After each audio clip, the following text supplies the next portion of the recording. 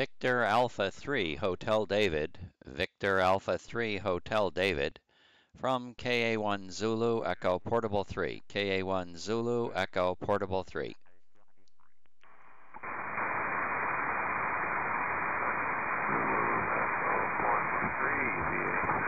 Good morning. Oh, good morning, Sean. Fox Nancy 01, of course, for your log. And first contact of the day. Haven't been very active this morning. Got up quite late. Don't understand the reason for that, but that's okay. I made it up. That's the main thing.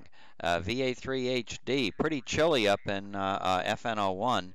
27 degrees at the moment. I don't know how cold it is up in FN04, but I'll bet you it's not much warmer than that. KA1 Zulu Echo Portable 3. Go ahead. Yeah, it's 39 degrees here in FN14 currently, and the sun is coming up. I can see it out the window there, so I'm sure it'll warm up a bit today. But it's definitely a little bit cooler than what we'd like. But being the end of October, that's kind of expected. So, yeah, we slept in a little bit too, and we're going to be heading to work here, at least for part of the day shortly. I got some taxes to do today too, so I'm going to try to break away as early as I can. I want to get that done before the end of the month. So that's the story here in FN14, VA3HD. Okay, Sean, very good. Well, good on doing taxes. That's always important. You got to pay the man, that's for sure. I'm quite surprised that your temperature is, about 10 degrees warmer than down in FN01. I guess that must be, being that you're several grid squares north of, you're 3 grid squares north of me. I'm just surprised at that. That's all. But I guess you must have some moderating temperatures due to the lake. Probably. We're probably up on a hill. You're on a hill. So do you find that pretty typical that sometimes your temperatures are warmer than they are down where I am? Over. In the fall they are, yes, because the lake is still warmer, so the wind comes off the lake, and yes, it does moderate the temperature a bit right around the lake. If you go north up into Bob V3MLM's area, he probably is sitting below the freezing mark, just like you are there in FN01. So I would imagine elevation has something to do with that as well. We're only at around 700 feet above sea level here, and I bet you're a lot higher than that over in FN01, so I'm sure that's something to do with it. But you can guarantee that once winter hits here, we'll be just as cold as, or colder as you are. And of course in the spring, we get the reverse effect because the lake is still colder. It could be as many as 5 to 7 degrees Celsius cooler here than it is inland. So, well, I guess we get the benefit of it in the fall, but keeps it a little bit warmer here. Oh, interesting. Yeah, makes total sense. Makes total sense. That should take place. So very good. Well, in the fall, you guys are going to have some warmer weather, which is pretty cool. Actually, that's not a good deal, is it? Because well, in the winter, you've had enough winter, and it only wants to prolong the winter a little bit longer, and I'm sure that doesn't make you totally happy. Sean, I have KD8JQ also on the line. I haven't said good morning to him yet, so and I know Don is just like I am. We're both collecting contacts. He for the year, and me from July 1st. So could I get you to move your antenna in his direction? VA3 Hotel David, the direction for KD8JQ. KD8 Juliet, Quebec. If you haven't looked it up, I just looked it up, is 286 degrees. 286 degrees. And let me turn it over to KD8JQ. KD8JQ, KA1 Zulu Echo Portable 3. Good morning, Don. Over. Good morning, Stan. KD8JQ. 226 degrees, 226, my error. Wondering if you had how many dislikes you had on a picture you posted on YouTube yesterday. Over. I stepped on, I'm sorry, I missed the, what'd you say about that picture I had yesterday? That was a great picture. What was your comment? I was just wondering how many dislikes you got out of it. Well, no, we got no dislikes. If I get any dislikes on anything, I ban the person for life. They never send in anything more, so no dislikes ever. Over.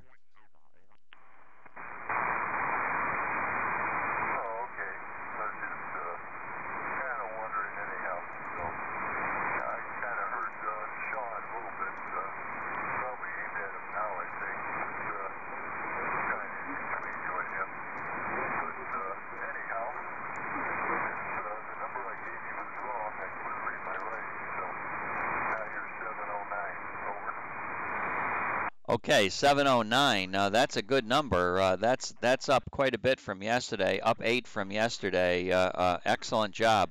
All right. And if I were giving you a number right now, it would be 982. 982. And I think yesterday's number that I gave you was 972. So I gained 2 on you. But nevertheless, that's pretty decent. Why don't VA3 Hotel David please go ahead and call KD8JQ, because JQ should be pointing near you. Go ahead, Sean. All right, KD8JQ. KD8JQ, I did hear you calling CQ earlier. I called you, but I think you were either away or weren't pointed at me. Good morning from FN14, KD8JQ. VA3 HD, hopefully you copy me, Don. Over. Good morning, Sean. KD8JQ, Central Nancy 91. Yeah, I did get a number, but I couldn't get up to it. Probably moving farther away from him. I kept hearing something. Just couldn't pinpoint where it was. I couldn't hear the noise. Pointing to you, I got a little bit more noise than I did at the end. So, but anyhow, it's about a 5757 over. Roger, yes, let me just check here. I think you're 55 to 57 by the looks of things here in FN14. So, well, great to hear you this morning. I got to get to work here shortly.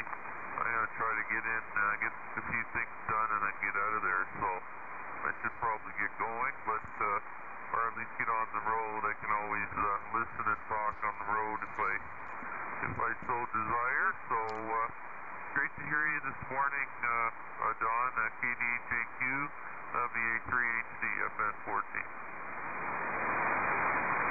Yeah, it's been a great show. Have a great day. Enjoy, and we'll catch you later. KD8JQ. Okay, good contact. KA1 Zulu Echo Portable 3, CQ. Anybody else care to work FN14 before Sean goes to work, or anybody looking for KD8JQ? This is KA1 Zulu Echo Portable 3. Good morning, Sam. W1COT. Good morning. Bob sounding good this morning. W1 Charlie Oscar Tango, KA1 Zulu Echo Portable 3. I'm late getting on the air. I don't know if you just got back from breakfast, Bob, but in any case, I am now on the air. It took me a little while to wake up this morning. I don't understand it, but it is what it is. And like I told Sean, VA3 Hotel David, who probably will point his antenna your way, at least I made it up this morning. W1 Charlie Oscar Tango, KA1 Zulu Echo Portable 3. Well, good morning, Stan. Looks like a nice day today. The weather's clear, the sun's coming up and starting to shine. So after all the rain in the last couple of days, we're going to get a nice day, I think. and a nice evening with the Bermuda High forming up, but I don't know if it'll be in the right location, but it's right on the coast line this morning, and by tomorrow I would think it'd be off the coast a ways, and we might get a little bit of coastal tropo or something like that. Anyway, everything's about normal.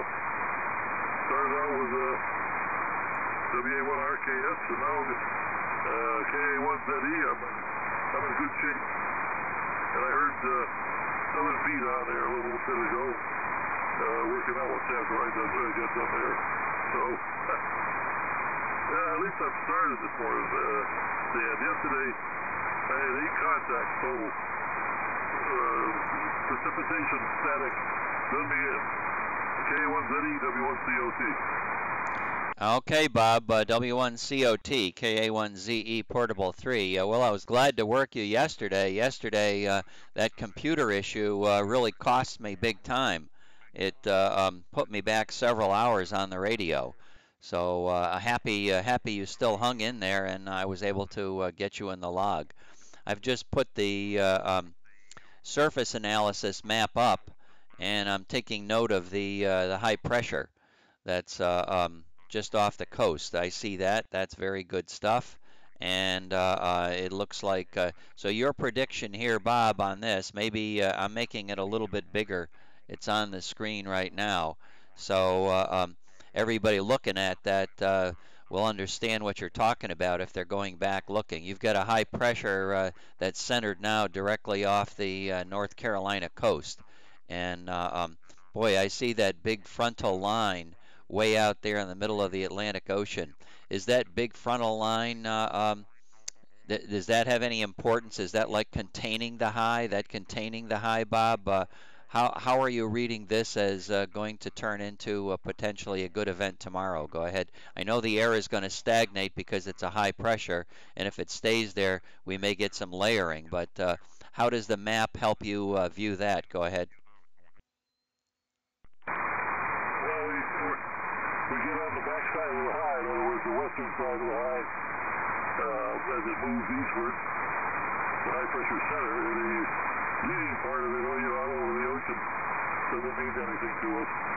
Unless there's something extreme going on, there would affect the circulating air pattern around the high pressure. So, what it looks to me like is that the warmer air from down south will layer itself over cooler air up north, and we'll have an inversion up and down the coast.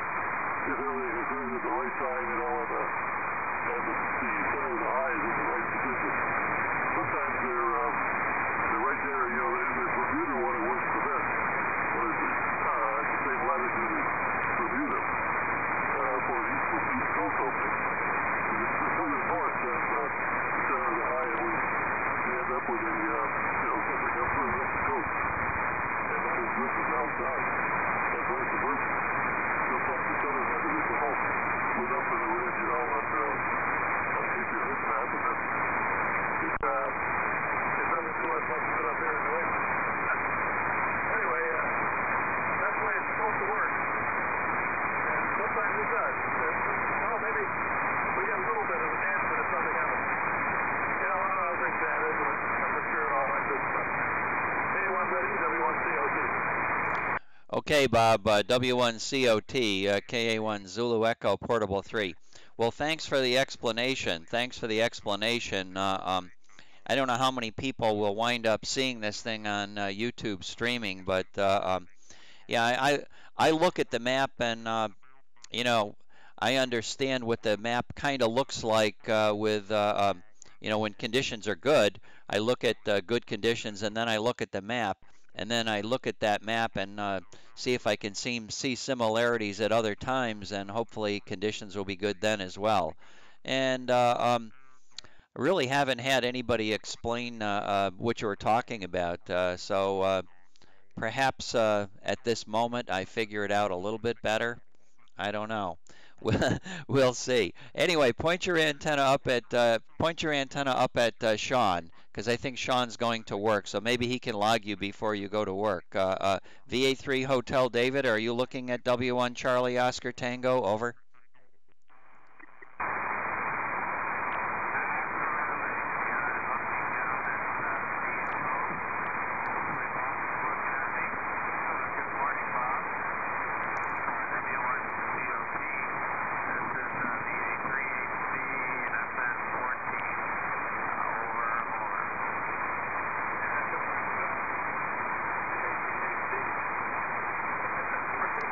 Not such great conditions this morning. An awful lot of noise.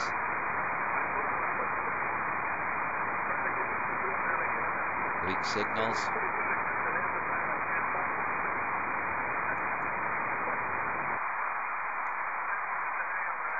Don, I'm going to move my antenna east right now. I'll be with you if I find some stuff. Over.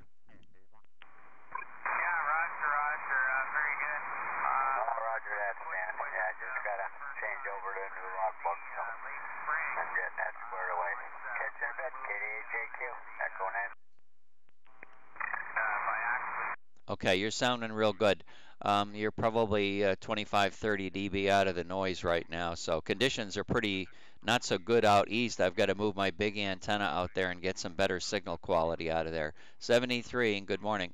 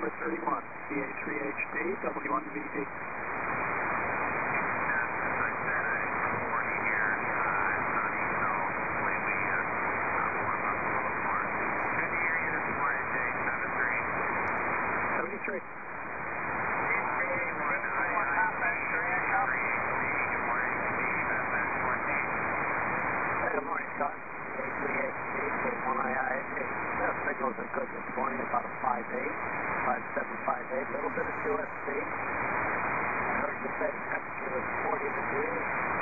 Only about 40, 41 degrees. It just went to 41. FM 31, VA3HD, K1IID, over.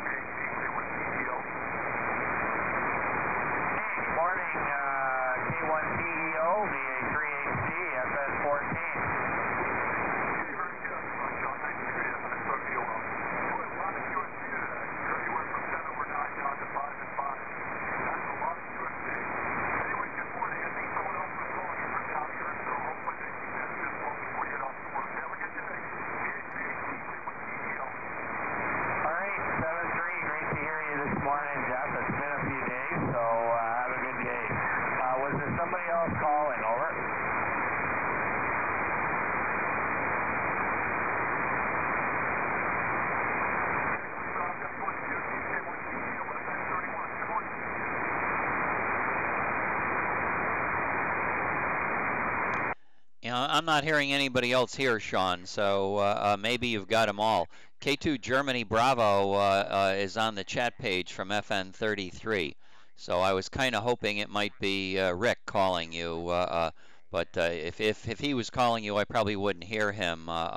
Probably similar to like where Ellis is, over. Yeah, very good. Well, whoever it was, I could hear them, and they were mixing in with K1IIG, so whoever it was obviously isn't hearing all the activity in the east, but they did say my name, so it might be somebody local down this way. Yeah, okay, very good. Maybe maybe even it was Pete, because I know Pete was trying to check in at that point too. All right, very good. Well, I did get another response. Mike, VE3 UET, is one of the gentlemen that is looking to get on the Use My Station. So he's gone to the extent now where he's downloaded the proper software. I'll be sending him more information about passwords, etc., etc.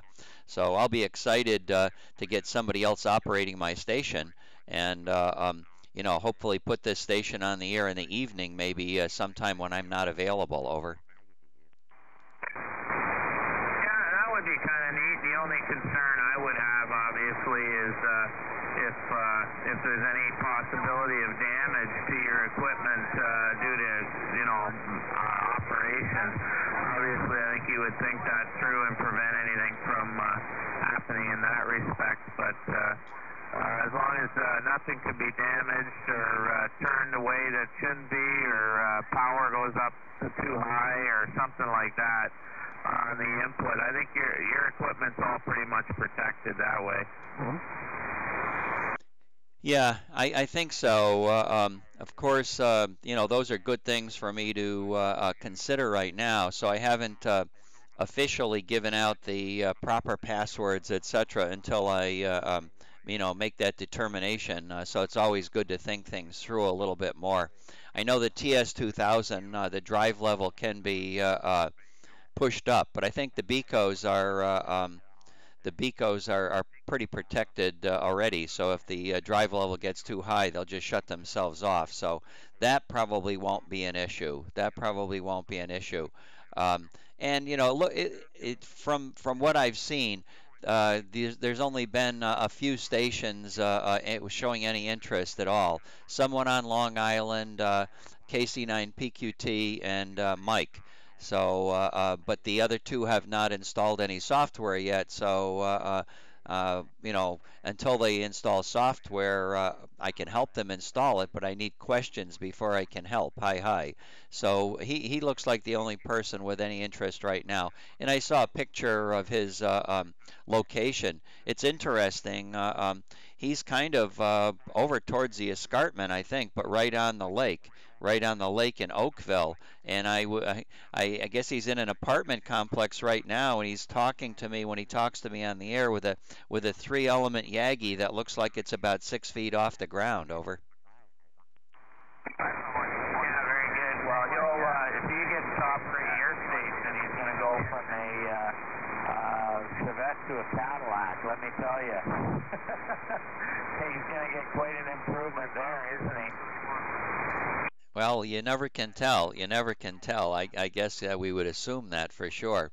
The other thing is, what is your opinion on call signs? I think if I get somebody using my stations, such as Mike, he would be signing his call sign VE3 UET portable Whiskey 3. And I don't know. I wonder if there's any kind of I don't think there's any issues between your government and my government kind of thing, or I wouldn't want to do anything illegal. Over.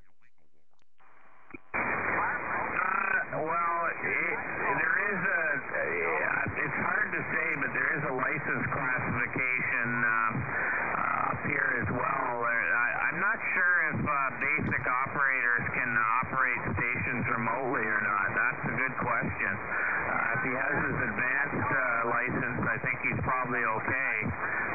But again, I'm not sure on that. He might be okay regardless, but so that would be that part of it. As for identifying, he would just identify his call sign and the location of the transmitter. That's what I would do. Yeah. Okay. Well, I'm looking at the.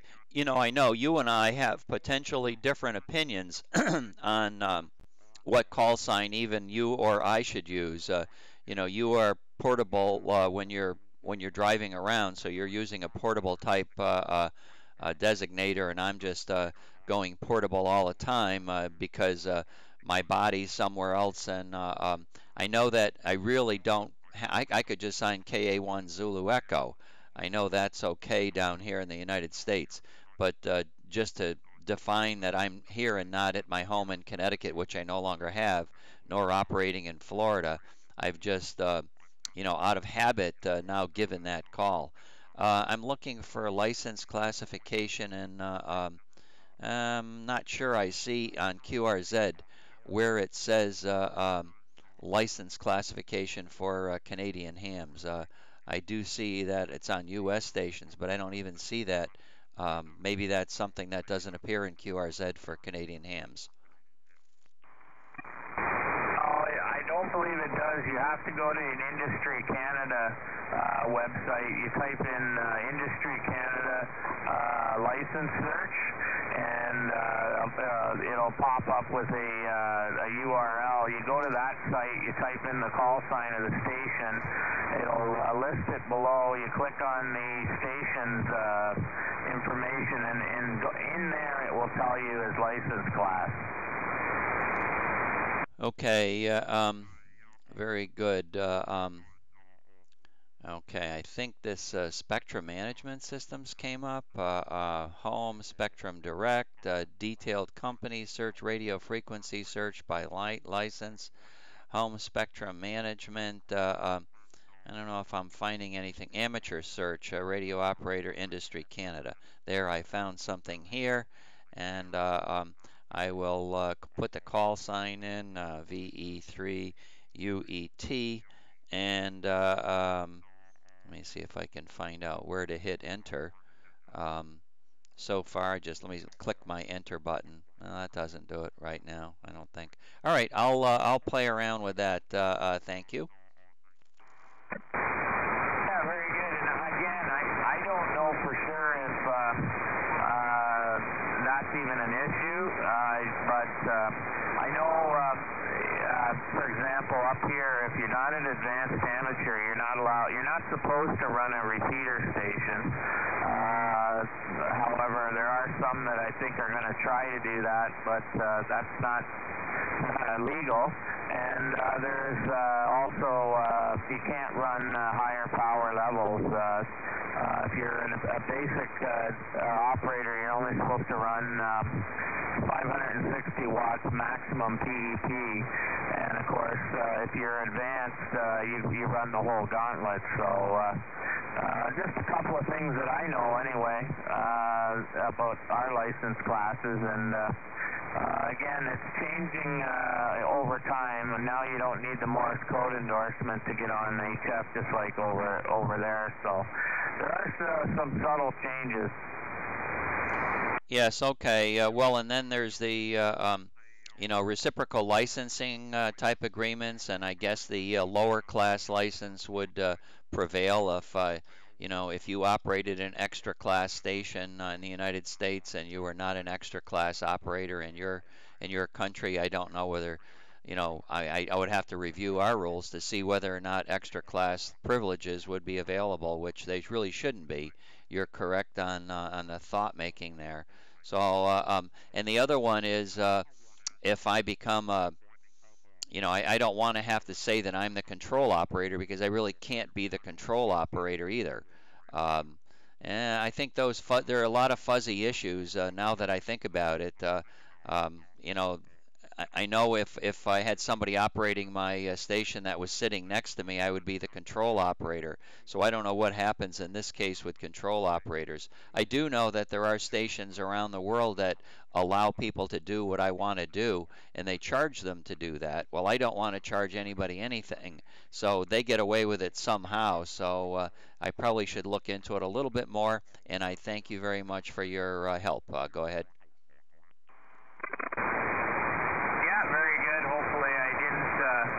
Lead anything astray there.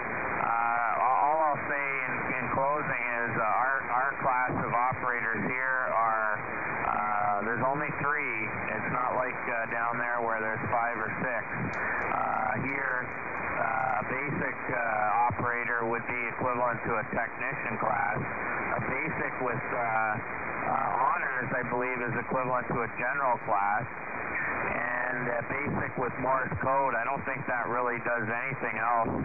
It's almost the same as being general class. And an advanced operator is basically the highest you can get. I would consider that an extra class, even though it's advanced here.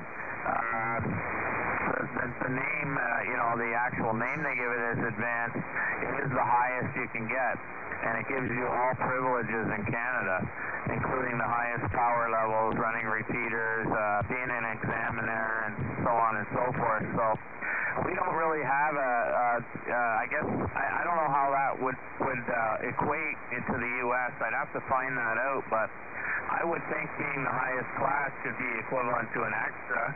But then again, I could be wrong on that. So that as you say, that's a bit of a fuzzy area. Anyway, I should probably get going that away. Nice to catch you this morning, VA3HD FN 14. Okay, very good, Sean. Well, we don't want to do anything that's blatantly incorrect. That's for sure. So we want to try to abide by the rules. Rules are made for people to abide by, and I know people sometimes object to it, especially down here in my Lake Seminole Village where I live. Holy mackerel! I go to all of the board meetings and et cetera, and you want to hear the crazy things that happen in a little community situation like this. Well, for me, you have documents. An organization has documents, and you have documents for a reason. Even if you don't care for the what the documents are telling you, you can change the documents if you like, but you shouldn't not abide by the documents, what they tell you to do. All right, 7-3, you have a good morning. VA3HD, KA1 Zulu Echo, Portable 3. Okay, Stan 7-3, VA3HD will be listening.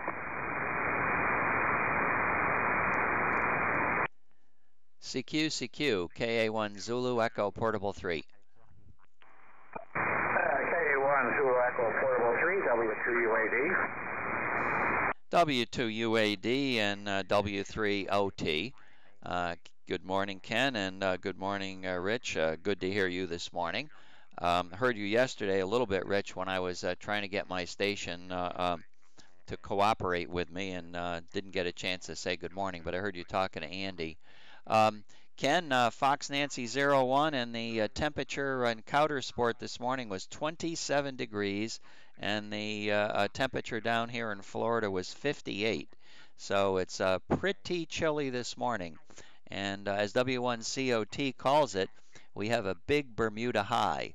So I'm looking at the weather surface analysis map, and right now there's a big high pressure that's just about centered on the coast of North Carolina, Virginia. And hopefully it'll move off the coast a little bit and give those folks in Connecticut a little bit of tropo enhancement maybe tomorrow. So how are you today, Ken? KA1 Zulu Echo Portable 3 to W2UAD. KA1 Zulu Echo Portable 3, W2UAD. I guess as far as it goes, I'm an FN13, and thank you for FN01. I was listening to your discussion with Sean. I think you need legal advice. Well, you own the equipment, you own the land. It's a snake. It's a snake I think you're getting into. And got a feeling if anybody misuses it, there's going to be a heck of a case, W288. Well, I mean, I understand, Ken, that the, there's a certain amount of risk involved, both, and as Sean says, you want to make sure that your equipment is not damaged, it's adequately protected.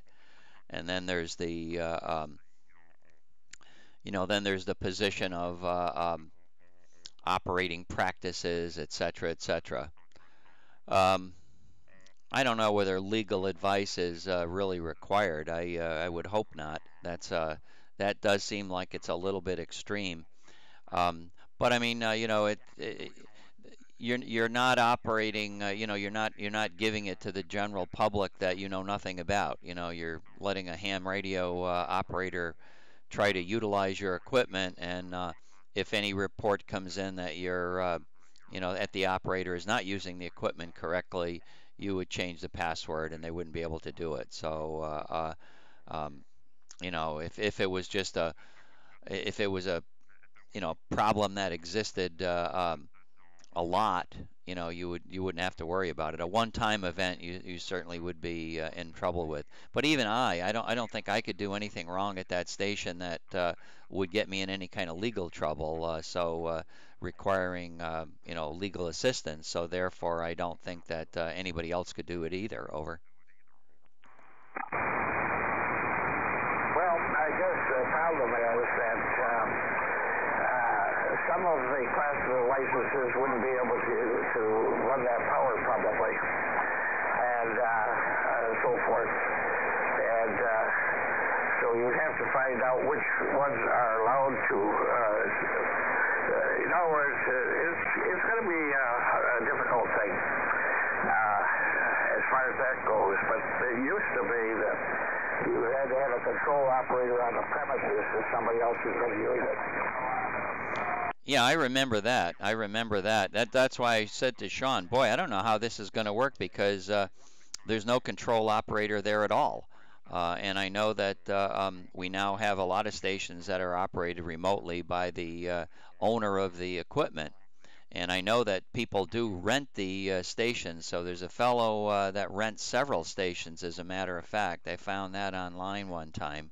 And there must be some kind of a statement that has to be signed or something. I don't know how he gets away with it, but of course they're charging a couple dollars a minute. So or maybe not maybe it is a couple dollars a minute. It's pretty expensive.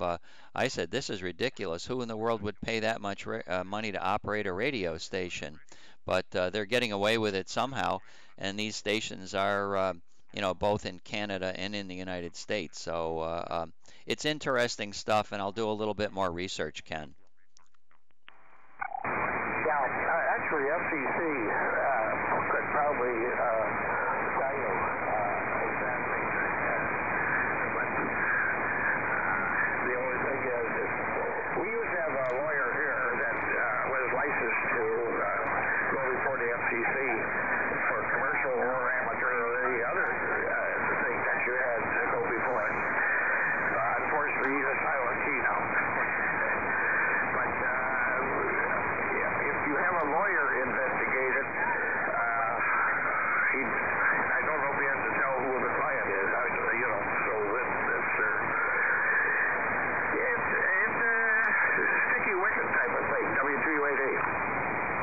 Okay, Ken, very good. Well, thanks for your input on the matter. And you probably heard me talking about the documents for my community's, you know, bylaws, the bylaws for this community, like Seminole Village down here in Florida, that Linda and I live. Well, I'll tell you, we wanted to make a few. They have a committee that was reviewing the bylaws, and we clearly wanted to make a couple of changes. So in 4 of the I don't know, they're not articles, but 4 of the statements, maybe they are articles, but there were 4 of them that we wanted to modify. So we did our best to write down what it was we wanted to modify and sent it to legal for their view on it, and for them to write it in legalese. So you know, Ken, you wouldn't believe it, or maybe you would, but I was quite surprised that, you know, several of these little items that we wanted to change something that was 1 paragraph. And in changing that 1 paragraph, the legalese came back with like 5 pages of correct legalese. Would you believe that? That's just that's unheard of. Over. Well, that's the way it is these days. And you look at the declarations that product manufacturers make on warranties and so forth. The problem is that if you don't have a certain protections written in, you don't have them. You can't incur them. They have to be written in a way that they can be enforced in the courts. Yeah, exactly. So they've done a job to word them so that you know, obviously everybody is protected and everything is correct. But boy, it makes it difficult for the average person to understand. So we're going to put in. We have to get a 2/3 majority of every property owner to go along with these changes. So in addition to the legalese version, we're going to also put in an explanation for what it means, because you can't tell by looking at the legalese. Ken, I've let Rich W3OT hang in here too long, so I'm going to send it over to Rich, and then I'll pick up with you later in the morning, perhaps. W2UAD, Ken, you have a good morning. KA1ZE Portable 3. Okay, very good. K1 Zulu Echo Portable 3, W2UAD. I thank you for the contact, and legalese, that's what keeps doctors are getting into the point where they have to know this stuff, and that's why they're dropping out of practice. W3UAD, take care. Okay, Ken, very good. Thanks for the input again. W3 Oscar Tango, KA1 Zulu Echo Portable 3 with K1 Peter X-Ray Easy waiting. Good morning, Rich. How are you doing today? Temperature 27 degrees in Coudersport, over. Wow, good morning, Stan. W3OT 27. Holy cow. We're at 42, and I thought that was chilly. Certainly a huge change from only a few days ago when we were still, well, not quite sweating, but enjoying the very nice, mild temperatures. Air is off and the heat is on. Holy jeepers, it's just ridiculous how it's swinging, but I guess we kind of all, everybody knew that was going to happen. We had a good run, so no complaints, I guess. Kind of semi-enjoying that conversation in as much as these various developments, no matter what type of area it might be, in your case it's, condos and so on. It reminded me of not that many years ago when I was out looking for a piece of land to build a home.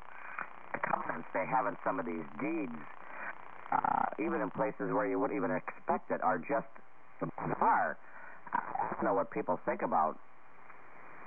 A lot of things to be careful about, because I knew I wanted to be putting up my tower again. In this case, I now have two, and several wire antennas as such. And right down the street from down the road rather from where I'm at now, there was a nice little development, and a lot was for sale of the family. I go to check it out, looking it over, and I told him, I said, I got to have a copy of the covenants if there are any, because it's just very critical. So 11 pages of stupid stuff. I mean, absolutely stupid stuff. But here was the real payoff.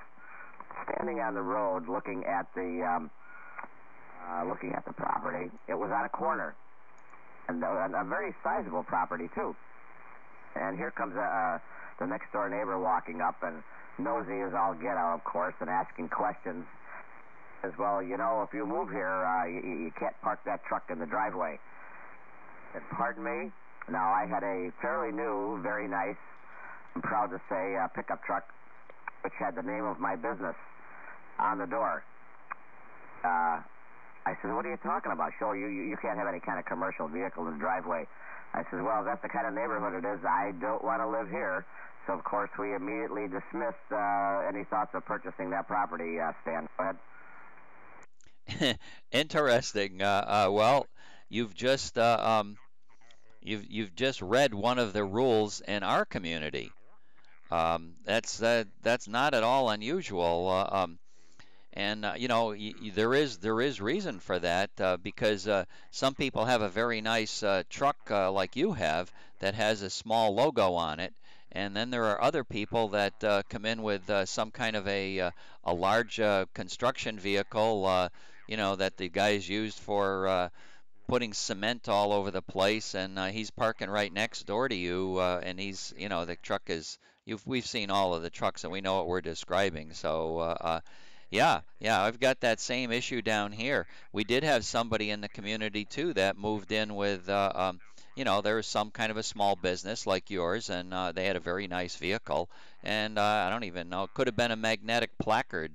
They didn't say you couldn't have commercial vehicles here. They say down here that you can't have anything with any kind of truck with names and labels, business interests written on the sides of the vehicles. So they couldn't do that. Can't park boats here. You can't park campers here. But if you were to drive through other neighborhoods in Florida, that are not large lots. Clearly, we're extremely small since we're touching each other. The villas, one building may house 3 villas, one building may hold 5 villas. So there's quite a few people right in a row, and the big buildings are right next to each other, probably by no more than, I don't know, 50 feet between buildings even. So if you drive through some of the neighborhoods that don't have those restrictions, they really they put boats in the driveways, they park them on the front lawn. The whole thing is just really awful. So the owners have done it to make their community look like a residential community. But I can see your point if it's a real big lot. Over. I understand that there are people that will always abuse the system, even if they have a little bit of leeway. They'll give them an inch, they'll take a yard. But in this case, it was not one of those. You take like a telephone company or a cable company truck. They are literally covered every single inch with all kinds of logos and advertisements and color schemes and scheme patterns of all kinds of nonsense. I don't know if I'd want to be looking at one of those in my driveway or my neighbor's driveway all the time. But then again, that type of thing would only be there perhaps at the end of the workday until the following workday. We have a couple people up here, and there are a few covenants in the deeds in this neighborhood. Strangely enough, it had nothing about radio antennas or towers, and nor are there any with the township. The only restriction is that if I have, in my case, I have a 40-foot tower and a 30, it has to be that distance or greater from the property line, so that if it were to come down, it would not come across the line, get on anybody else's property.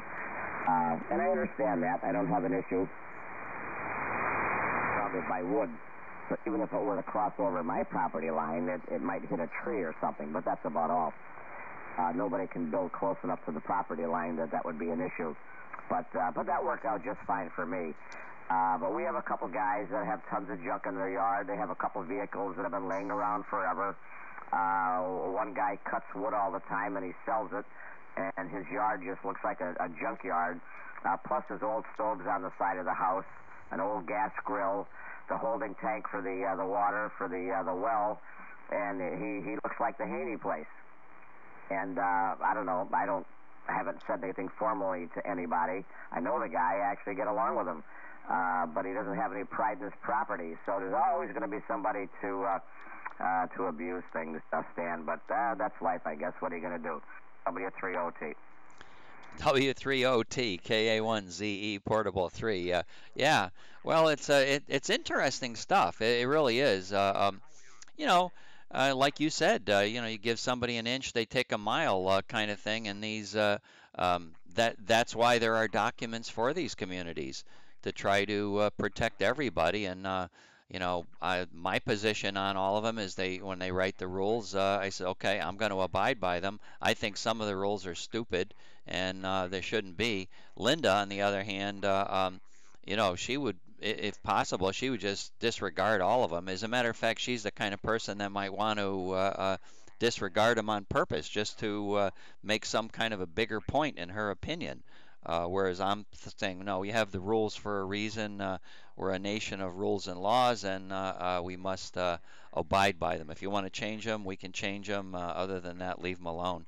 The one that we have big issue with is dogs. You can only have dogs of a certain weight. There are you're only supposed to have dogs that weigh 25 pounds. You can only have 2 animals in the house. You can have a dog and a cat, but you can't have 2 cats and a dog, for example. Really weird, stupid things like that that are for when they built a community, they decided that that's how they wanted to make their community, and they had the right. They wrote the documents, and now it's legally binding. And to change them, we have to get 2/3 of the people that own the properties to change them. And boy, that's a difficult thing. Your property owners, we have 155 units, so to get 2/3 of them to agree with everything is impossible, because there are probably half the people that could care less about anything at all. They just go on living their life and they don't really want to change any rules. They don't understand any rules and they don't want to know anything about anything. So somehow to try to get that many people to show up at a meeting or something when some of them live in Michigan and California, it's pretty doggone tough. And you got to worry about how you're handling proxies and it's it's a whole lot more than I thought. So I'm on several committees, and we'll get this thing straightened out. Hi. They've got my big expertise on everything to lean on. Hi. Rich, I better get on with making some QSOs. KATQK and I are kind of comparing numbers day to day now, and he started his log in July 1st. I started my log on July 1st now, and Bob's a couple of hundred contacts ahead of me, so I'm not making any hay today, that's for sure. W3OT, KA1ZE, Portable 3. We go on and on, I'm sure, forever with all the little nitty things of some of these restrictions. One they have up here is nothing against having pets or how many, but they can't run free. And we have a few people that walk their dogs around the neighborhood. They don't let them run free on their own all the time, but when they take them out for a walk. But they're also supposed to pick up after their pets. And I'm forever finding big piles out in the front of my yard. It really annoys me when I'm either out raking the grass or the leaves, or I run through it with the tractor and it makes a god-awful mess. Probably wonder why I stand at the edge of my driveway when they're walking their dog down the street, if I happen to see them coming. Because I just love to catch somebody, and they're really going to get an earful from me. But that's rude. But unfortunately, we have that class of people up here, too. They don't pick up after their pets. There's quite a few that do, because you see them carrying their little baggies with them, of course. But just to let their... And these are always the big pets, too, not the little guys, but these are the big guys. And that just burns me right up. But anyhow, I'll bid you a good morning, and see you again soon. Enjoyed it.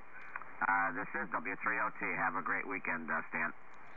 Okay, Rich. Well, watching I get two antennas pointed your way, and huge QSB on the band this morning. One time I saw you go up to 50 decibels out of my noise, and then another time, I guess for the most part, you're probably between 35 and 40. But looking at the two antennas, the top antenna has been really much stronger than the other antenna. But at one point in time, I showed the lower antenna. It looks like it was 25 dB weaker than the upper antenna. And gradually towards the end of the transmission, they were both coming up together, meaning that QSB on the lower antenna this morning appears to be even greater than it is on the bigger antenna. I don't know whether that's a viable conclusion or not, but that's the one I just made. All right, 73, and don't forget the guys out in Connecticut. I'm not supposed to rag chew on 205. Well, I'm sorry. I guess I got wound up a little bit. K1 Peter X-Ray Easy, KA1 Zulu Echo Portable 3.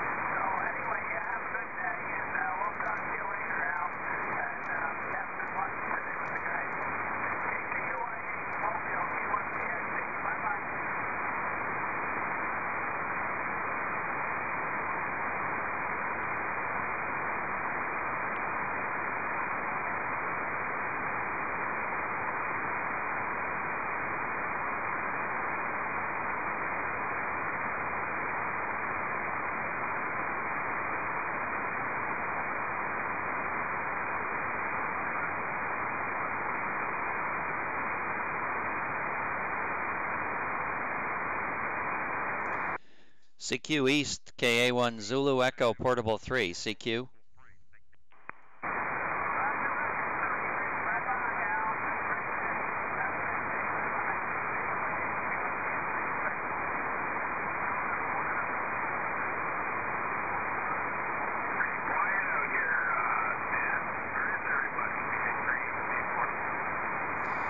They're pointing, you know, I think they got tired of listening to me, so they're now pointing a little bit more down the coast. I hear them talking to K2UYH Mobile and FM 29, Sean, over. I'm here. I'm back. K1 Peter X-Ray Easy is back. K1 Peter X-Ray Easy, KA1 Zulu Echo Portable 3, FN01, Pete.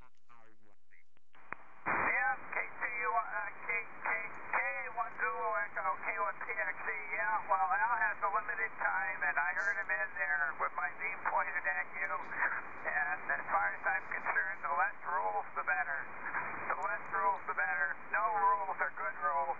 No rules are good rules. That's for sure. You don't make a rule unless you absolutely need a rule. As far as I'm concerned, it sounds like some of those rules are not absolutely needed. What goes on inside your house is your business. Unless it's noise that bothers the neighbors or something like that, I guess. I don't know. KA1 Zulu Echo, and yesterday was a good day. Downtown! And it was Ladies' Day yesterday. It was Ladies' Day. KA1 Zulu Echo, K1PXE. K1 Peter X-Ray Easy, KA1ZE Portable 3. Okay, Pete, good. Well, I'm glad you had a good day, and I won't even attempt to sing downtown, but I know that you did a fine job of it, and appreciated listening to that. Yeah, I would think it would be nice to have, well, I don't know. I chose, you know, the difference is, Pete, when you move into a neighborhood, Rich, W3OT, was looking at various neighborhoods to move into. And if it's a deed-restricted neighborhood, you have rules that you need to abide by. You don't have to live in that neighborhood, but if you decide that you want to move into that neighborhood, you have rules that you have to abide by. So I can't disagree. It would be nice if that wasn't the case, but if it is the case, you can't violate the rules. That's wrong. You can just choose to live elsewhere. Over.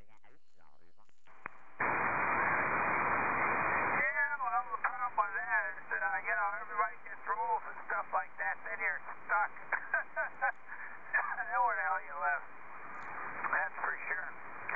But, and then the other side of the coin, though, is suppose you did, and you said, okay, the rules are fine, and then they throw another rule that you absolutely can't stand with after you've already made your commitment and everything. That's not good. Still, the less rules, the better. The less rules, the better, as far as I'm concerned. Oh, Ladies' Day, lady bus driver, lady teller in the bank, and two ladies helping out in the deli. Two in the deli. KA170, K1PXE. I guess that means you're lucky, Pete. It's a lucky for you day. That's the way that goes.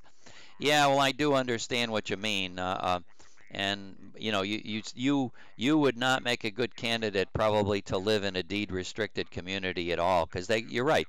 Even though the deed rules were good when you moved in, they could change them. But I'll tell you that changing those rules, as I said, you probably overheard me saying, with 155 property owners. To get 2/3 of them to agree to anything and actually show up for a meeting to vote on them is impossible. And the one that I thought for sure, and I didn't understand why they had the rule in there about the size of the dog pet. You know, dogs 25 pounds are they're little tiny little nipper dogs, and I always love big dogs. We don't really care to have a dog, but we can't see a problem with why anybody would not want to allow bigger dogs in your neighborhood. But that's what the deed had said. So at the meeting that we had about 5 years ago, that topic came up at the general meeting, and people made some proposals, and in advance, of course, you have to have proper warning for all of that. and we voted on it, and we brought proxies in and everything. And the total number of proxies did not total 2/3 of the community. At the meeting, there were probably, well, 2/3 is what, a little over 100, probably 102 or 3, whatever it is. So there were there were at the meeting, there may have been, 50, 60 people. So at that meeting, I would say 75% of the people really wanted to allow any size dog. And was clearly in the majority of the people that were present. However, they didn't even get 2/3 of the people to send in enough of proxies to make any changes in the bylaws at all. So those that were living in Washington State or Vermont could care less whether there were big or small dogs. They didn't even respond to the request for a proxy vote. So changing bylaws is pretty impossible. Over.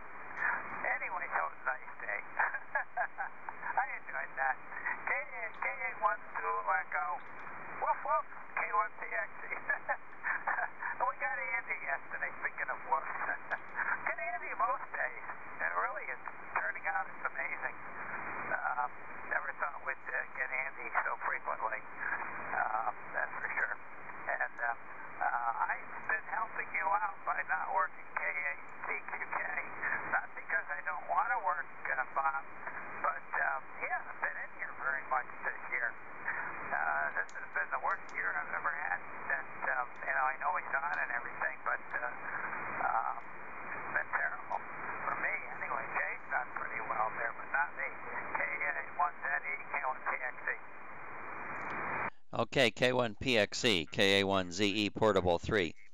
All right, Peter, real good on the female bus drivers, all your comments about my situation here, which was basically brought up because we were talking about the first person that's loaded software that could potentially operate my station out here, who happens to be a Canadian, and VE3 UET, Mike. And he lives in a condominium, and he has right now a 3-element Yagi 6 feet off the ground. And he's on the other side of Buffalo across the lake, naturally. So he's interested. I've got to set some things up and just want to make sure all of the legalities are, we're not terribly violating any major rules with, Canadians operating my station, and talking to Sean about it to see what he knew. And there are some issues, perhaps maybe license classifications may be an issue I may have to look into.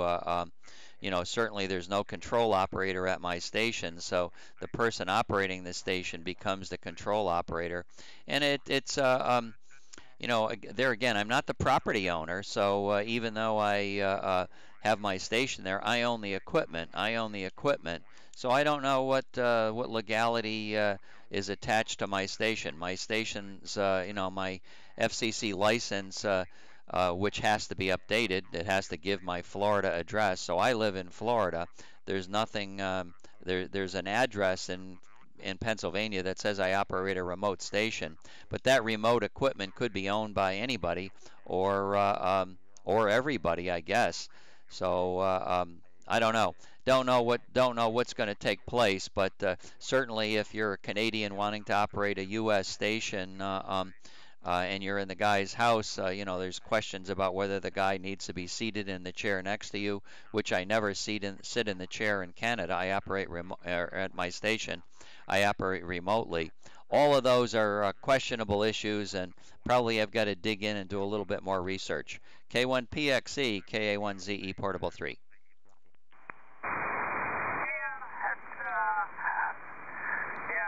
The issue of other countries and stuff, that you're gonna have to check into that, because there are certainly rules in regard to that, and classes of licenses and stuff like that. But basically, I think that's probably going to be about it. I don't know of any power limits, that kind of thing too. That could be an issue. I don't know about with Canada or not, but it potentially could be an issue there too. Yeah, well, that kind of thing, I can understand that more with laws and like that. As far as operating your station and a station in a place, I don't think they'd ever know and never care. Any property owners or stuff like that, I don't know. Whether it's on the air or not is probably the only concern. Anyway, good enough, and good luck on all of that. You can have fun with it. I got enough things to worry about, that's for sure. So, I missed having your audio thing on here, but if people are enjoying watching KA1ZE talking and drinking water and stuff like that, fine with me, I guess. K1PXE. Okay, very good, Pete. K1 Peter X-Ray 7 with Whiskey Bravo 7, Peter Mike Peter. Good morning, Ron. I'm hearing you fine. I'll move my bigger antenna down your way. I've got a small antenna pointed in the North Carolina direction right now, but you came through nicely in my left ear, which is the big antenna is always in the right ear, and the left ear is pointed south right now. Hi. Okay, Pete. Yeah, very good on your comments. I'll talk to you later. And not the other fellow VE3 UET Mike has all of the software downloaded. I've still got to get password protection and a few more things I have to do to make it happen here anyway. And I do suspect that whoever is operating the station really is the one that is in charge of the control of the station. Just because I own the equipment on a piece of land that I don't own, I don't think that gives me any particular responsibility other than owning the equipment, and if it falls apart, I've got to replace it or not replace it. Those are all my decisions. So we'll see how it goes. 73, and I heard K1 Bravo X-Ray Charlie in the background too, and I don't know whether Dan was trying to get a hold of me or whether he's talking to somebody else. So Dan, K1 Bravo X-Ray Charlie, KA1ZE Portable 3, was it for me? Over.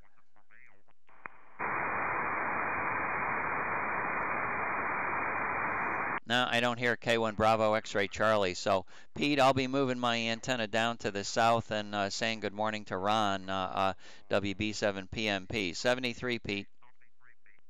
73, catch you later. K1ZE, K1PXE, bye-bye. And you might get W3OT moving his antenna your way, so keep it out here for a while I move my antenna.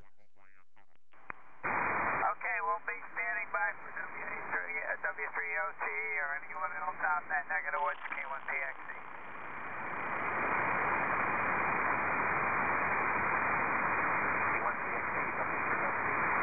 Oh, there you are, W3OT.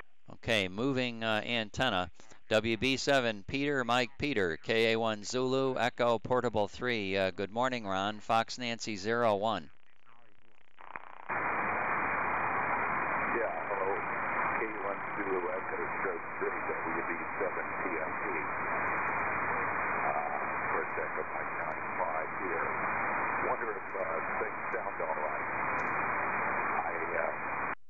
I got a breath down here, and I cannot figure out what it is.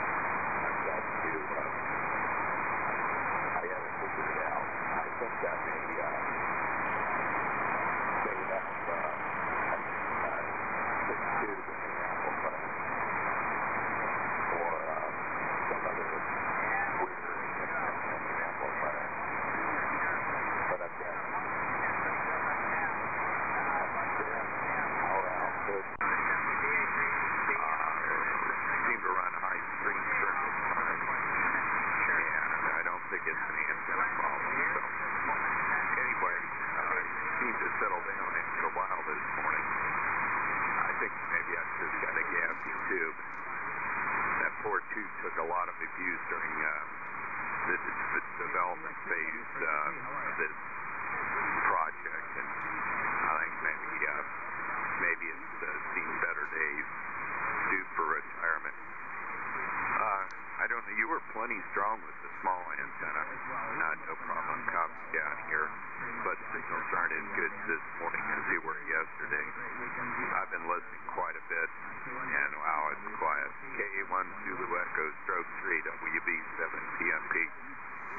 WB7 PMP, KA1ZE Portable 3. Well, your signal's anywhere between 10 dB and 25 dB out of the noise. So there's a whole lot of QS Baker. And if you catch the QSB correct, it's going to be pretty easy. You don't really get down close enough to the noise where I have any problems copying you, Ron. Sorry to hear about the difficulty. You sound fine. Of course, you're not sitting in my, you're not 50 miles from me. You're 444 miles from me. So I'm also hearing white noise with your signal. Just the nature of, the nature of our hobby kind of thing. But what is it about the tube that is giving you fits? What are you seeing? You seeing an increase in some kind of a current level or something like that? Over.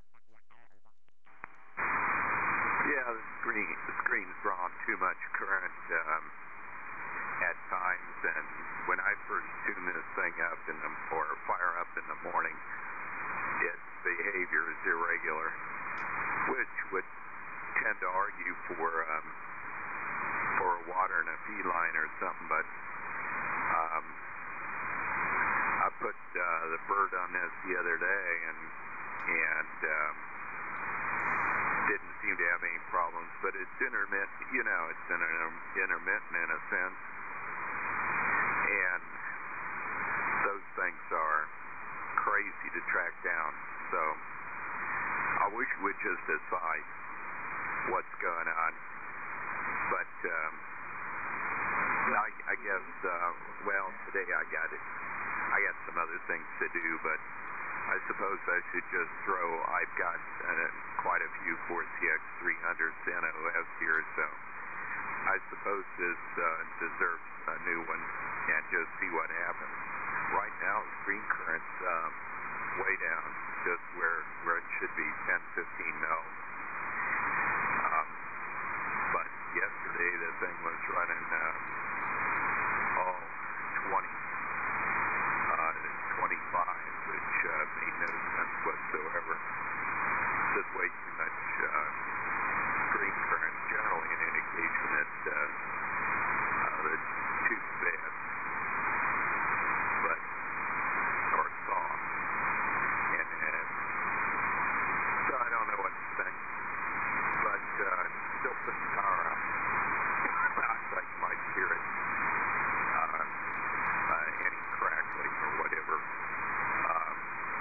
Your signal's a little bit stronger, I think, with the Beery antenna, but it was coming in line with the other one too. I noticed, the beacon is on 284. Got one WA1, whatever, to the northeast of me. I think it's in FM07. Was weaker this morning than yesterday, but that probably doesn't mean much going your way. Hold it. K1 Zulu Echo stroke 3 WB7 PMP. WB7 PMP, KA1 Zulu Echo Portable 3. Well, a couple of comments. I wonder, you mentioned it was when you turned it on. So is there any chance that it has to do with, the general heating? That obviously is the one that would first come to my mind. I don't know why it would do what it would do, but after a while it's going to maintain the correct temperature and tuning would stabilize. I haven't had any experience with the 4CX300 tube, but I know that several of my tube amplifiers were, those amplifiers really did stay stable. And I remember I had some Lunar Link tube amplifiers, and those amplifiers were really pretty stable, and I didn't really ever have to tune them. So I suspect that once you get your amplifier all tuned up, it should be a matter of just turning it on, and it should work just fine. So, and if the tuning if it doesn't need to be tuned, my general opinion would be it's got nothing to do with heating then. So that's a thought. And on your signal in the two antennas, I can monitor and I had been monitoring your signal with both antennas. So left channel, right channel, both of them has a strip recorder, and I was able to look at the chart as we go along. And for the most part, the top antenna wasn't very far stronger than the bottom antenna. The two antennas are separated probably by an average of I don't know, 60 to 80 feet, something like that. And well, maybe more, maybe 80 feet is probably right. Maybe 80, 85 feet between the two centers of the antenna. And the top antenna is, at most, up to 5 dB stronger than the other one. And there are times when they're flip-flopping back and forth, as I always see. So you most of the time you wouldn't recognize it as a difference at all.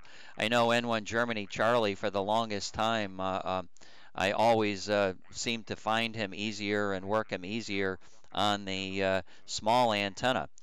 Pointing the big antenna on him rarely ever helped the situation out. So I find that very weird too, but that also is one of the weird things that happens. In that area, the weirdest thing is listening to KD4 Alpha Alpha. Tom in FM 17 has a pair of, I don't know whether they're 2M5 WLs, and he's got a pair of 13-element Cushcrafts. And the 13-element Cushcrafts, I believe, are not as high they're not as highly mounted. I think the bigger antenna is up on another tower that's taller, and so for most of the signals, he always copies the 2M5 WL's stronger signal than the Cushcrafts, except when he points at me. When he points at me, he's demonstrated, and I've looked at the transmission carefully. He can't simultaneously transmit, but for whatever reason, the Cushcrafts seem to be a little bit better into my location than the taller, bigger antenna.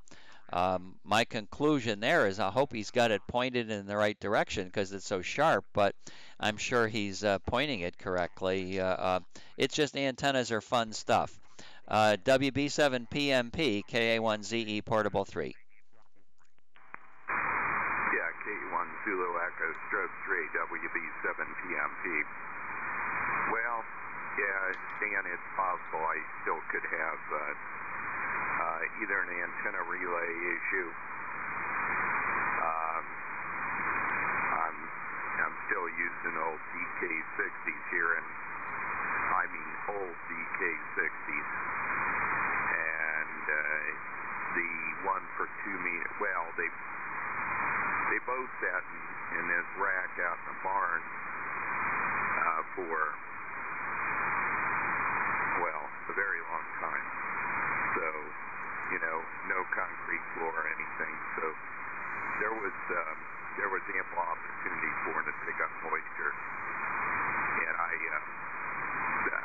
did have trouble with the external contacts on this 2-meter relay. That's not my problem now. But perhaps the internal contact needs a little deoxit on it. I don't know. I'll check. It's just weird. Anyway, it's working now well enough. And, looks like the blue color is always stronger. A little bit, but it's back up the end of the transmission, typical QSB. I'm not going to hold it. I've got weather coming in tomorrow, and I've got some painting to do, and got a a little bit of lawnmower repair to do. You know, that goes without saying. I have more time this winter to check out things, but I just want to let you know you're getting out down here. And I still have not heard anything out of Fox Nancy 31, 32, anything. I always listen, and just about every morning give a call up that way, but it's been pretty quiet down here. K1 Zulu Echo Stroke 3, WB7 PMP. Okay, very good, Ron. Right near the bottom of the cycle, finding all of the duties you've got to do, and I'm sure that you'll have a long winter and be able to work indoors, hopefully, on all of those projects. I'll say 7-3 for now, and I'm going to move my antenna out, see if I can find K8TQK, see how our little battle is doing with QSO numbers. So thank you so much, and I'll look for you over the weekend. Probably will have the radio station on the air. I'll probably be on the air this weekend. Woke up late this morning and didn't get on until late, but glad I made it. 73, and you have a good day. WB7 Peter, Mike Peter, KA1 Zulu Echo Portable 3. Anybody else hearing Peter, Mike Peter, or want to give him a call? This is KA1 Zulu Echo Portable 3.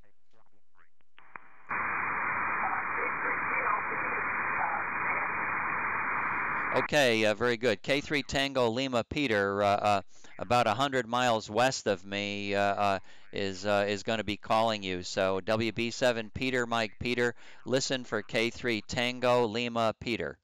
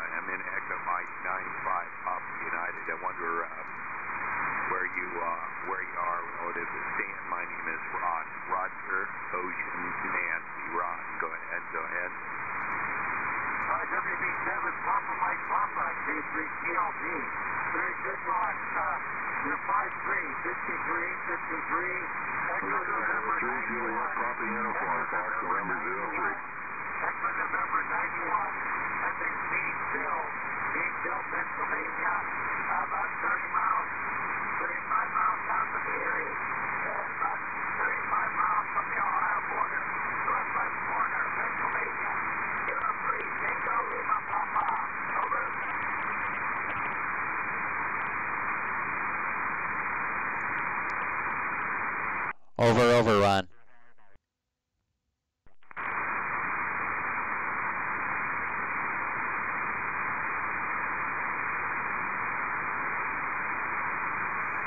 WB7 Papa, Mike Papa, go ahead. TLP, turn it over to you. I don't know whether something happened on your end or you just had QS Baker. Over.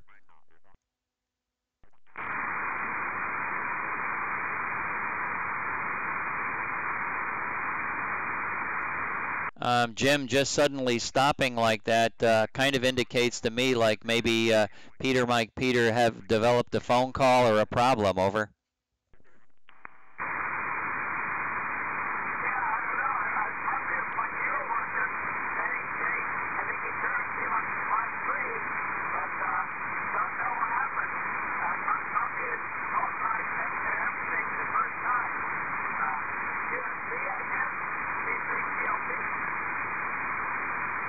No, I don't think so. Ron was coming through, pretty good. So I don't think he didn't respond to me. So that's why I'm thinking that I know he may have been searching with his antenna a little bit, but I got a feeling he got a phone call. WB7 Peter, Mike Peter, KA1 Zulu Echo Portable 3. Yeah, K1 Zulu Echo Stroke 3, WB7 PMP.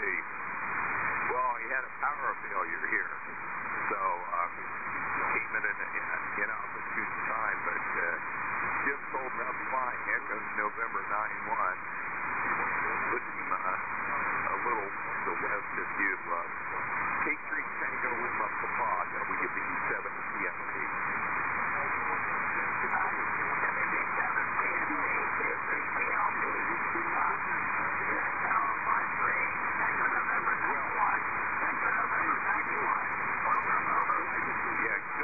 Echo November 9-1.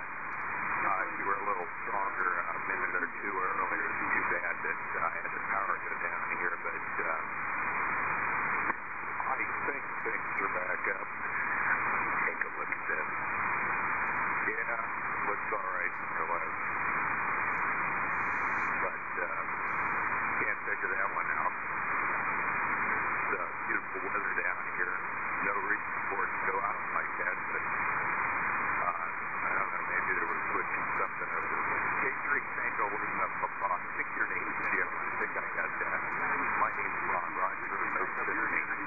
K3 Tango Lima Papa, Whiskey Bravo 7 Papa, Mike Papa.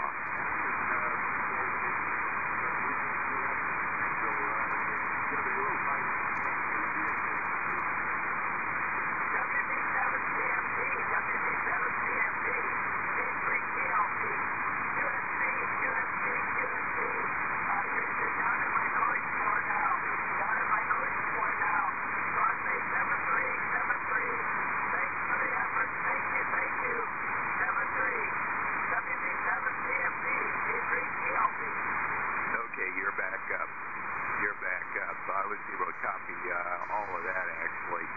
7373. WV7 CMP is clear.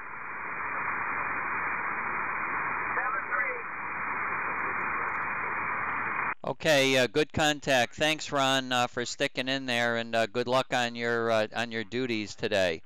K8 Tango, Quebec Kilo, K8 Tango, Quebec Kilo, KA1 Zulu, Echo, Portable 3. Over, over. I don't know, underneath this, I didn't get to it was very good. Okay, and all right up here, man. Yeah, you're up. Getting the jump from here. Get up here tomorrow.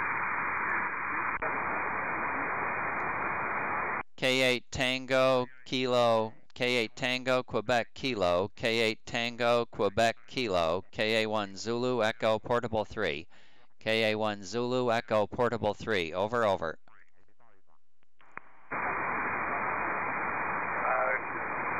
KA1 City, KATQK, turning up your way, Stan. How about another block? KA1 City, KTQK, good morning. I was looking over toward Virginia, but I think I'm too late to catch those guys this morning. Running way behind schedule this morning. High, over. Okay, fine on running behind schedule. Well, I got up real late this morning, too. So I am now on the air and have been playing a little bit. And VE3 Mike Lima Mike is waiting for me to give him a call as well. K3 Tango Lima Peter's on frequency. And we just got finished with WB7 Peter Mike Peter. So he still might be hanging around, Bob. And I went back to the log sheets from July 1st. I made a new database from contacts from July 1st, and I am sorry to report that you're almost 200 contacts ahead of me. I am now, well, let me see, I have recorded you, and you are number 988, for July 1st log. Go ahead. Oh my, okay. Let me, there it is, hang on a second here.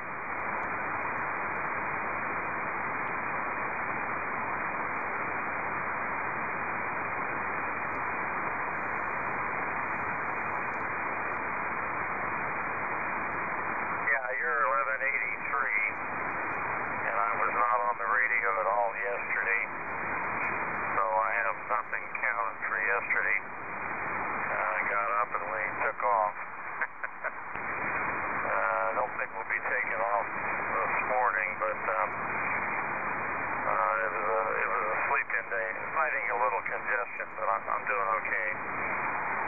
So 1183 for you. Overall count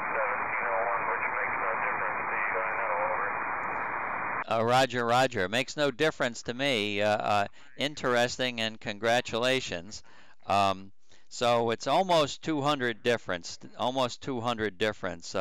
That's my goal to try to close the gap, and I've got another 8 or 9 months in order to close the gap. So I've got to work hard, and we'll continue, and hopefully we'll both have fun and make a lot of contacts in the process. I've got VE3 Mike Lima Mike on frequency as well, so Bob will be trying to make a contact, I'm sure, with you this morning. I did total my states as well, and my state total for July 1st to now is 25. So I believe you were up at 27. I think that's what you were looking for, but I'm at 25 nevertheless. K8TQK, KA1 Zulu Echo Portable 3. Currently 28, I believe, Stan. Let me just take a half a minute to look here. Hold on.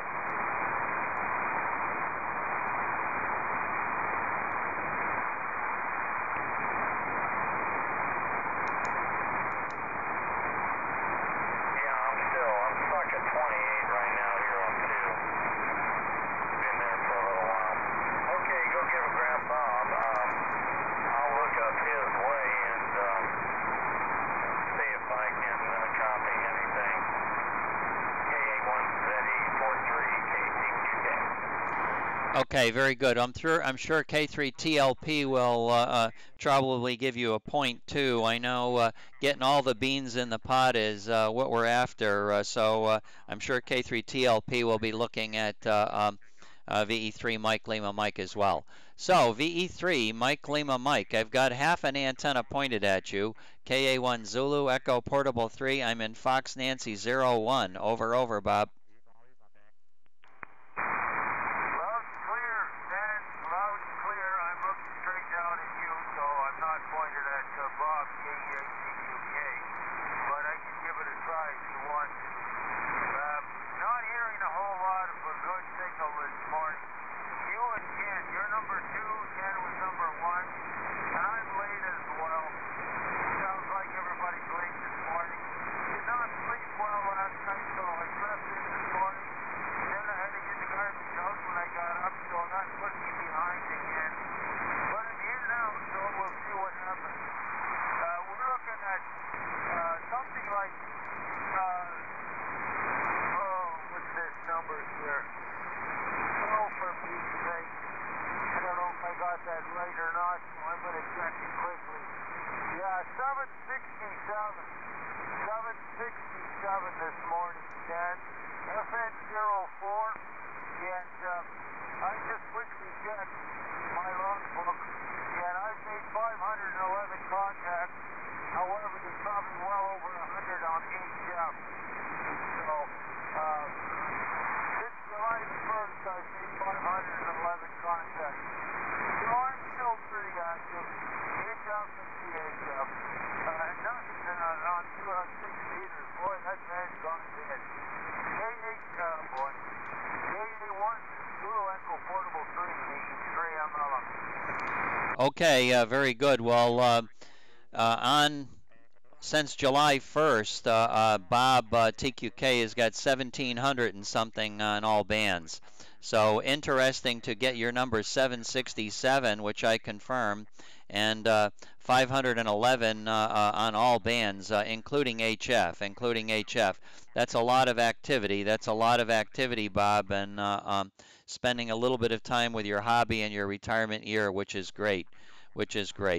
All right, let me see. K8TQK's pointed your way, and K3 Tango Lima Peter.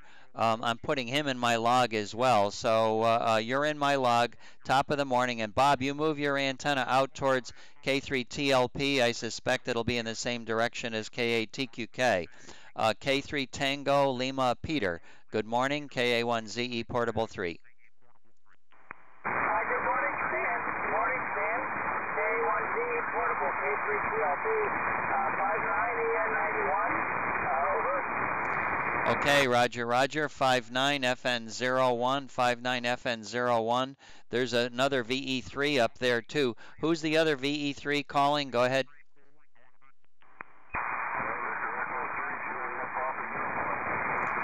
Okay, Randy's up there as well, so K3TLP will be stronger than TQK right now. So VE3JPU, I'm in FN01, I copied your FN03, and K3TLP worked a couple Canadians, and then say good morning to TQK and let Bob work the Canadians as well. K3 Tango Lima Peter, KA1 Zulu Echo Portable 3. Thanks, Dan. CE3 Mike Lima Mike. CE3 Mike Lima Mike. K3 TLP. K3 Tango Lima Papa. Over.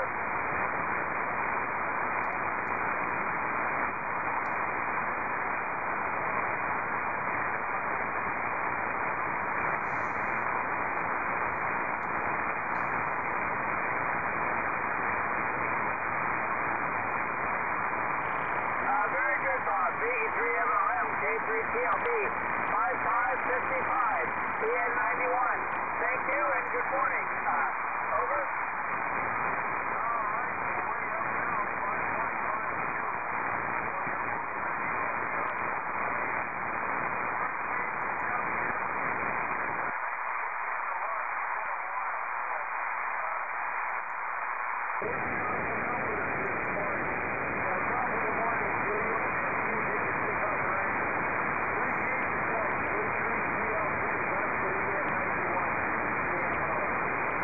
Very good, Bob. Very good. CE3 MLM. K3 TLP. Well, we have 43 and up to 42. So, a full morning, typical fall day here in Pennsylvania. 7-3. Thank you. K3 TLP. Over. Roger, you beat that 5. You beat that 5, Jim. So you're way up on that one, but there's definitely QRC. All right. Have a good morning. Enjoy the fall weather because it's not going to last too much longer. Cold night.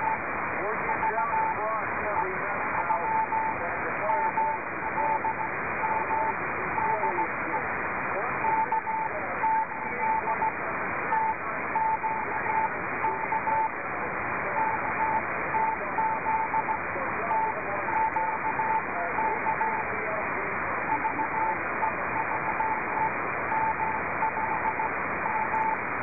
VE3 Juliet Papa Uniform, are you copying K3 Tango Lima Peter, JPU?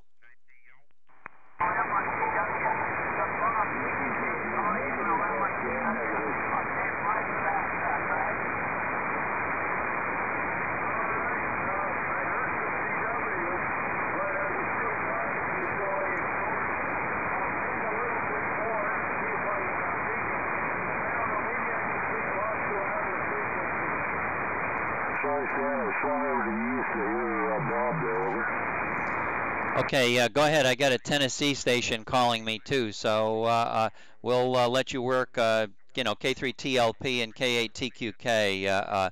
Go ahead, Randy. Yeah, I don't know whether I'm going to be able to hear them or not. Victor Echo 3, Juliet Papa Uniform, Fox, November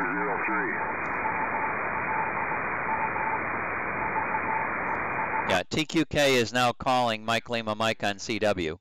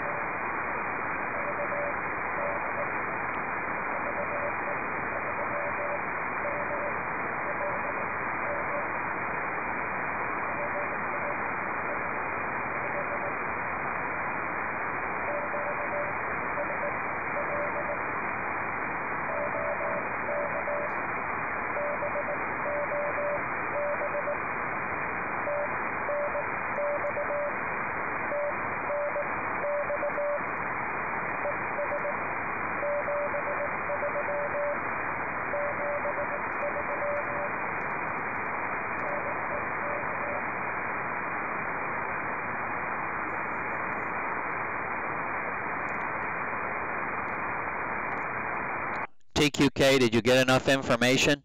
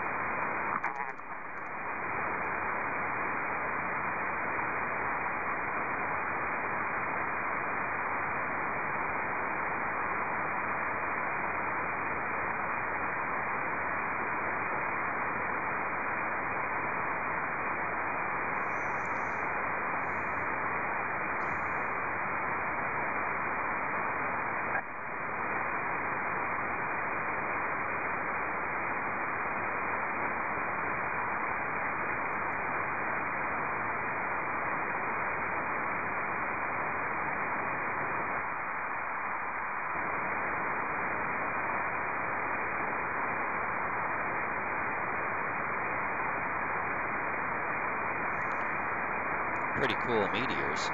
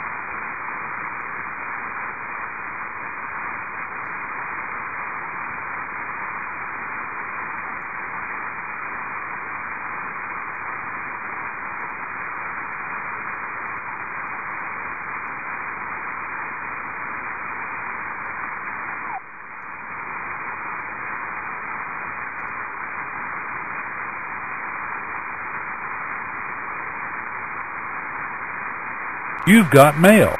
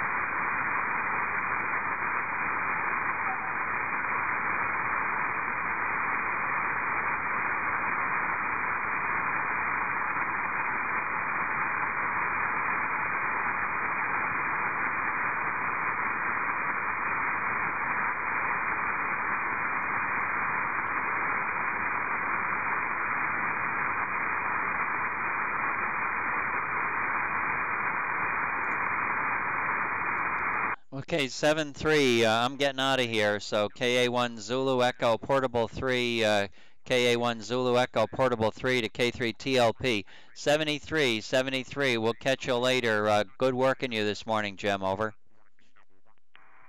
Yeah, thank you very much, Dan. Thank you very much for being there and for all that you do. Haven't been on the air for a while. I've been listening around, but haven't been on for a while. So nice to talk to you again. 7-3, and top of the morning to you. KA1 Zulu Echo Portable 3, K3 TLP. Okay, Roger, 73. Good morning.